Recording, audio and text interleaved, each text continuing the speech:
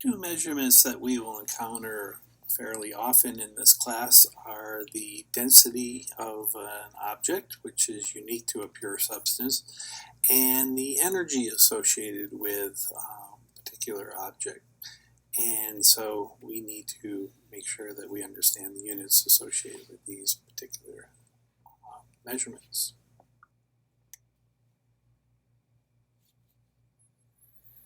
The density of a substance is the mass per unit volume of that particular substance and is unique to a pure substance. Shown here is the formula for density. The symbol that we will be using for density is lowercase d, italicized. And then this is equal to the mass, which is given the symbol of m, divided by the volume, which is given the symbol of v. A typical unit associated with the density is the kilograms per cubic meter. In red, you see two different ways of writing this particular unit.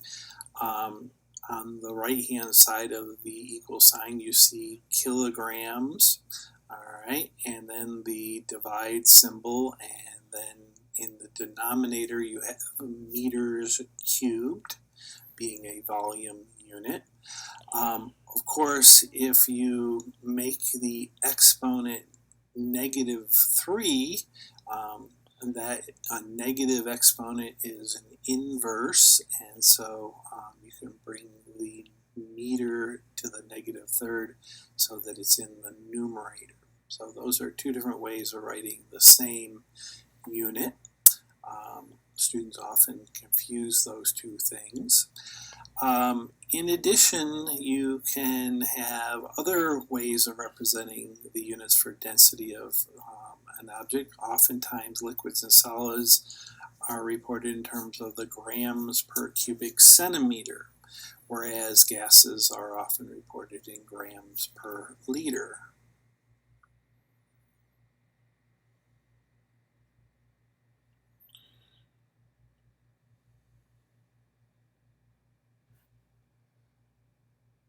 Energy can take many different forms, but the most fundamental definition of energy is the ability to do work.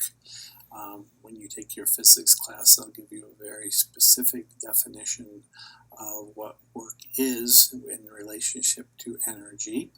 But in this particular class, we will be talking about two fundamental types of energy. We have kinetic energy, which is the energy of motion, and potential energy, which is energy that has been stored. There are two potential types of kinetic energy. There is energy on the macroscopic level, which is the energy of motion for the object, and this can do work, and the symbol for work will be W. The symbol for kinetic energy is capital E, and sometimes we put a subscript to indicate the type of energy, in this case a subscript K. Oftentimes there is energy that we don't necessarily see as motion. This might be the motion of atoms within a material, and sometimes referred to as thermal energy or heat. This is given the symbol of Q, and so oftentimes temperature is a measure of this internal kinetic energy. Also, we have potential energy, E subscript P. Let's take two forms as well. We have the gravitational potential energy as the energy of position with respect to the surface of the Earth. And then also we can have chemical potential energy, which is the energy stored within chemical bonds. And then, of course, all of this has to follow the law of conservation of energy, which states that you can't create or destroy energy by simply doing a physical or chemical transformation.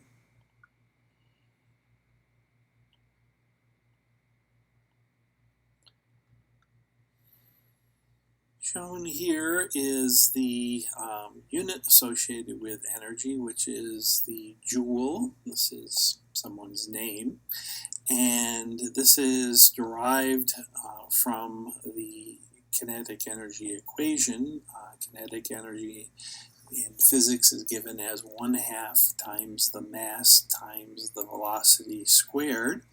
So if the unit associated with mass is a kilogram, that's the base unit, and velocity is the meters per second, and of course meters per second squared would then be written as the kilogram meter squared per second squared.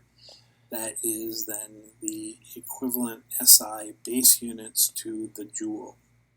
Turns out there's one other energy unit that we will encounter. This is a derived unit as well, and that is the calorie.